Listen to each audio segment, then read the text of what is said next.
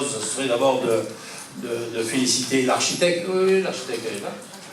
Non, elle est. Ah, elle est là. Ah oui, non, mais venez avec nous quand même.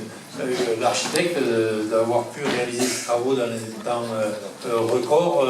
Bien évidemment, les entreprises qui se sont impliquées dans ce chantier. Et je voudrais rappeler quand même que l'entreprise qui a réalisé le gros œuvre, c'est une entreprise implantée sur ce quartier de l'île de Thau. Je crois que ça mérite d'être souligné parce que les actions que nous menons dans les quartiers politiques de la ville prioritaires doivent prendre en compte justement cette notion d'intégration des entreprises et des jeunes du quartier dans l'amélioration du bien-vivre dans ces lieux. Donc sans plus attendre, je passe la parole à Christophe Clerc, vice-président de cette...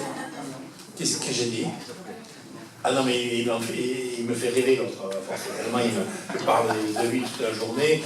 Christophe Durand, excusez-moi, vice-président de cette agropole Méditerranée en charge des structures culturelles.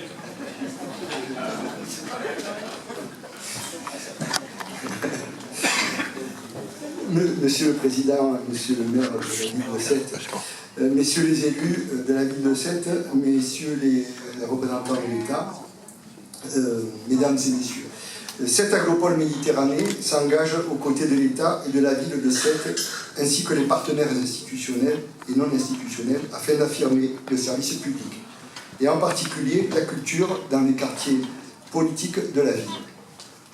La gestion de l'équipement, la passerelle, conjointement avec la ville de Sète, a été confiée au CCAS de la ville de Sète.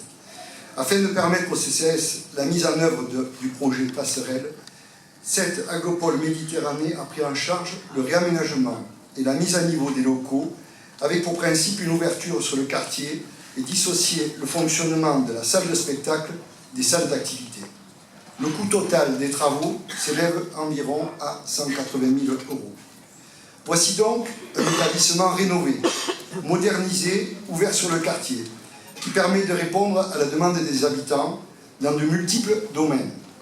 Il permettra d'accueillir les activités quotidiennes du CCAS, mais aussi la programmation du Théâtre Molière de Sète, des séances de cinéma, des concerts et autres manifestations culturelles.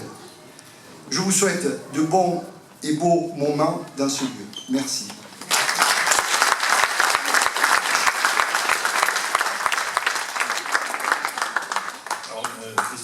Merci, mais en fait c'est l'enchaînement qui m'a perturbé un peu parce que c'est pas Christophe Clerc mais c'est Sandrine Clerc maintenant qui va prendre la parole.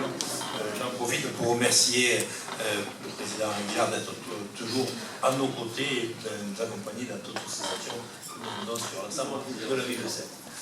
Sandrine Clerc.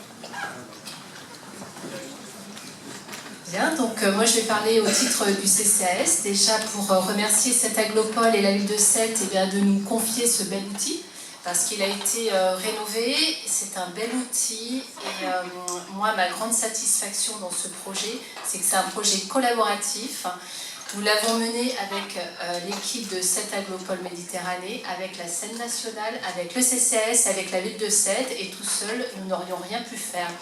Donc ce qu'on va vous présenter ce soir, c'est vraiment le fruit de tout ce travail ensemble.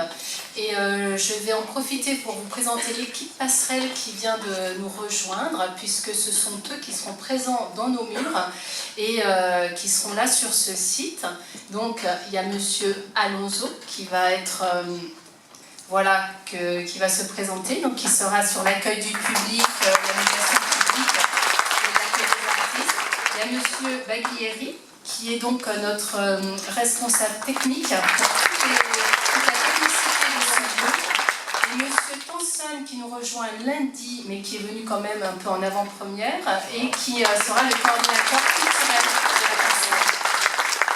Donc c'est grâce aussi à cette équipe et bien sûr avec le centre social qu'on va pouvoir vous présenter ce qui est proposé. Alors c'est à la fois une programmation de spectacle qui a été voulue riche, de qualité et surtout très diversifiée et ouverte, des ateliers, l'accueil des associations, donc pour qu'elles mènent des activités artistiques et culturelles, et aussi des résidences d'artistes et tout ce qui va pouvoir se passer sur ce territoire et que la passerelle pourra accueillir au niveau artistique et culturel.